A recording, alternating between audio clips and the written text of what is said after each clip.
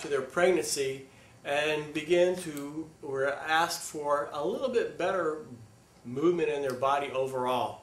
Now, one of the challenges of being a mother is that you've gone through this huge transformation, that as the baby begins to grow in your womb, the pelvis tilts forward, everything begins to get distorted with organs, the back changes shape, the legs have to do something different, who knows where your shoulders and head are. And so after the birth, the woman is still having to try to work hard because she's always picking the baby up and putting the baby down.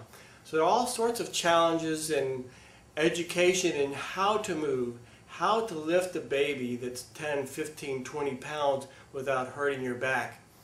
So a lot of focus, which is really the main focus of Rolfing, is to try to begin to balance the pelvis, which has been distorted tremendously. Now we do that by working not only muscles and tissue around the pelvic girdle, but by looking at how the legs are supporting the pelvis, by looking at how the back is relating to the pelvis in general.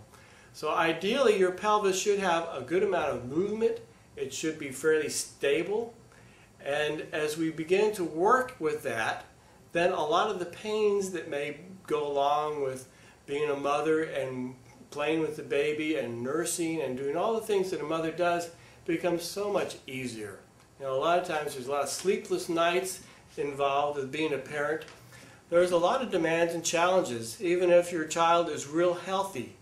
So it really helps the relationship a lot if you've got a body that is really strong, that you feel good in your own body, so you can pass this information on to your child.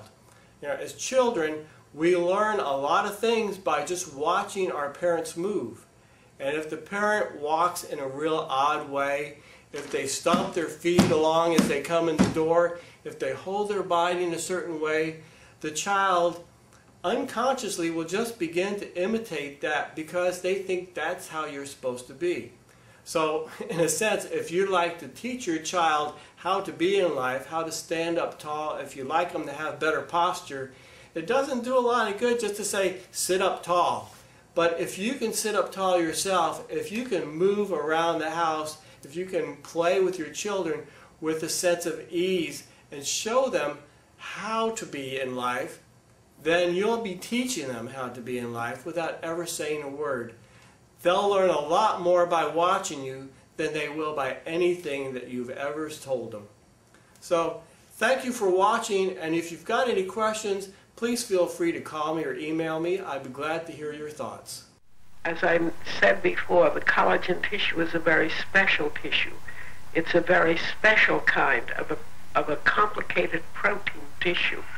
And it is special in the sense that by the application of energy, you can change its length and its resilience. Now, as the Rolfer applies energy at this point perhaps and this point, at any rate in the neighborhood of the place where the tissue is built up into something of a hard little knot, as he applies energy there, the glue seems to dissolve. And all of a sudden he feels under his fingers that one muscle is moving on the other muscle freely, and that these two muscles can begin to operate in their respective directions, in the direction called for by their design. Feel it moving there? Yeah. Feels like a little piece of real thin wax paper sliding. Mm-hmm. That's the fascia. So if you'd like to have the vitality and the balance in your body that you had before childbirth, I'm confident Rolfing can help you. Go to my website or give me a call. How does that sound?